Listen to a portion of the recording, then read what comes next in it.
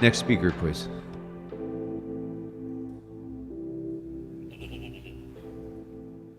Yes. So, which items do we get to speak on today? Yes. We want to speak on all the fucking items, but we don't know which fucking items are left. That's items number 8, 9, and 14 are available for public comment. See, I told you. Unisys took away all your REAP items. Ew! You owe me $5. Ew! All right. So, and then I'll take the general public comment later. And again, thank you, Mr. Goatherder, for starting my time early. Yes, I appreciate it. So, number 14. See, this is the problem. This city council doesn't know a goddamn thing that it's doing. What are qualified riggers, which I am, well, my friend here is a qualified rigger, versus a certified rigger? Yeah, that's right. Yes. So what you're doing in number 14 is anti-business, Pat, McOscar, and of course Marchese. You know it's anti-business. And shame on Tracy Park for trying to support number 14 to tax businesses. See, as Paul Martin Krikorian knows, that when you go onto a studio, a qualified rigger is qualified by the employer. If you don't have one, you go and get a certified rigger. But under number 14, every rigger has to be certified or you don't get to work on these jobs. This is very anti-employer, and they don't like it. So please amend number 14, and I hope Mr. DeLion seconds my amendment, to read the following. To require the use of certified riggers or qualified riggers per the employer on these projects. And then that way, you will help businesses decide. Because after all, you don't want to get somebody who's a certified rigger and find out later they've been to the casino boozing it up the night before. You want to use the people that you trust. If you've been a rigger for 20 years, but you weren't bothered to be certified, you are qualified and probably a better rigger than a certified rigger. Thank you for that. No, thank you. And then we get to number 8. The reward for Demon Camper's murderer. Yes, as you know, snitches get what? Stitches. And 50,000 ain't gonna cut it. Make the reward 500 fucking thousand, and they'll be lining up outside the steps to tell you who the killer is. Do you want to find the killer, or do you want to pretend to find the killer? Yes, Hugo knows what we're talking about here. He's paying very close attention, and I think he agrees with me. And then number 9, a gift from CD2. The filthy Armenian pink-skinned dictator son of a bitch is going to give a map track to one of his friends. Let's give him a hand. Hey, there we go. And now we'll get to the general comment. Yes, you have the right to remain silent. Anything you say can and will be used against you in a court of law. But don't worry. That doesn't apply to Curran Price, no, because he's here today talking to staffers and city employees and engaging in city business while being on trial for what? Engaging in city business and city votes and city staff. So you have to admit with Curran, you have to admire his guts. Let's give him a hand. Oh, yeah. Yes, that's right. And, of course, we called Jacoby and Myers, and we got a message back. When I'm on trial as a city council member, should I be here in this building? Response, fuck no, who are you, and where is my pizza? So there you go, everybody, yes.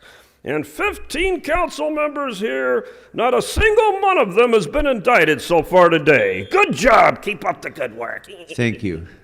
I understand, Councilmember Blumenfield, that you have an important presentation to make, and I'd like to invite you to come to the podium now for that purpose before we go to further public comment. Councilmember Blumenfield has the floor. Great, thank you so much. I'm here with someone who is no stranger to this chamber, Dr. Hillel Newman. He assumed the post of Consul General of Israel back in 2019, and sadly for us, he is moving on. He's going back to Israel, and I wanted to be here today to recognize him as the leader that he has been and is in this wonderful city. He's been a leader around the world. Prior to coming to Los Angeles, he had challenges working in Uzbekistan and Tajikistan. Nothing compared to what he had to deal with here in Los Angeles. But he's done an amazing job. Councilmember Rahman. Great. Well, thank you so much. I wanted to welcome many members from the Sikh community who are here today in the audience, and just wanted to recognize them for coming. Today, I'm proud to bring before Council a motion to officially designate the Hollywood Sikh Temple as a historic cultural monument. I want to rise to recognize and thank Ms. Rahman for this very important recognition. The diaspora from the Punjab region, from northern India, 30 to 35 million worldwide, but the vast majority of outside of the Punjab region being here in the United States, and more specifically in California, but especially up in Northern California. I want to echo the comments of Ms. Rodriguez and Ms. Rahman because my experience with the Sikh community has been incredible, a very giving community. And many folks don't know that I believe that the first Asian American member of Congress, at least for California, was actually Sikh member of the community. Not Chinese, Japanese, Korean, Taiwanese, Filipino, but actually it was from someone who had the roots from the Punjab region up in northern India. So congratulations on the historical cultural monument of the Gurdwara here in Los Feliz. Ms. Rahman, thank you very much for uplifting them and recognizing them as they're so well deserved. Thank you very much, my friends. Thank you. First of all, that was very nice recognition for the folks from Israel, and I'll get to that in my general public comment. But I wanted to circle back on Imand Jamal Camper and what happened to him. What a nightmare. Here's a guy who came home in July of 2022, parked his vehicle, and was assaulted by the driver's side by a suspect who fired multiple shots at the individual. And of course, he was killed. It's very upsetting, but now I think the city is trying to induce people to come forward for information leading to the identification, apprehension, and conviction of the person or persons responsible for the death of Eric Brown, which is confusing because I thought it was Jamal Camper, so this must be another typo from the CLA. Now this one is one that must be accidental, or maybe it was the office of it doesn't really matter. It's just a little disrespectful and upsetting when such a terrible thing. Now Eric Brown, coincidentally, is the name of the young man, also I believe in McCosker's district, or Long Beach maybe it was, which was just an absolute heartbreaker. He only had a $25,000 reward put up. He was a kid. But this guy's got 50,000 because we play big up in City Hall, like with the salaries and like with the lies and like with Paul Krikorian pretending that it's perfectly appropriate to not have any call-in speakers at committee meetings that then put items on a council agenda that are already exhausted for comment. Speaker, which item are you speaking on? I'm speaking about Jonathan Groth, the city attorney, but I'm getting back to number 9 and 14 because I want to stay on point, and I appreciate your recognition. This has been a beautiful day for the city because we've had so many nice recognitions as the council are milling around ignoring the public. I think it really means a lot. And I think it also means a lot that before 9 a.m., the secret EERC got together and I asked... Mr. Previn, speak to the agenda or you'll move on to general public comment. Well, okay, I'll try to get through my points about the agenda. I think there's a lot of lean and I think REAP. REAP is a good one. I noticed some of the council members have been putting those out a couple weeks. That means that's not one of the items that's available for public comment. 8, 9, and 14 are available for public comment. Last warning, or you'll move to general public comment. All right, I'll take a last warning. Let me look at them. I have to open my document to get it because I was on those items. It is a REAP item, I thought. Let me see. 8, 9. Oh, I see, because you continued them. You can't speak on them. Fair enough. Okay, 9. 9 is available. That's in your district, sir. That's a track map. Fair enough. I don't want to waste the public's time if you're going to be a stickler suddenly. You let people go on and on and on, and now suddenly Mr. Previn comes up with some points. You're in your general I noticed public that comment Mr. time. What about the riggers? I thought that was a good point, the qualified and certified riggers. I'll talk about that for 5 seconds before I get to my general. When does my general begin? You're in it. Seconds? I'm in it now? Okay. I thought it was totally inappropriate to interrupt public comment with a lovely recognition for hello, Newman. Totally inappropriate to do that, Councilmember Krikorian, and disgusting, frankly. The public are here for a purpose, which is to participate in these meetings and to filibuster them and block what was a very good point made by, believe it or not, Mr. Spindler, who is a astute observer of your antics. And it is, in fact, an unfair to the businesses idea to go for certified riggers as opposed to the guy you've been working with for 15, 20 years, thereby increasing the cost to the business.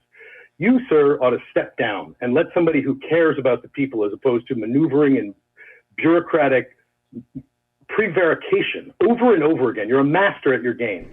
Have a week. Thank you. I think this motion in particular recognizes the central role that land plays in reversing decades of displacement and segregation.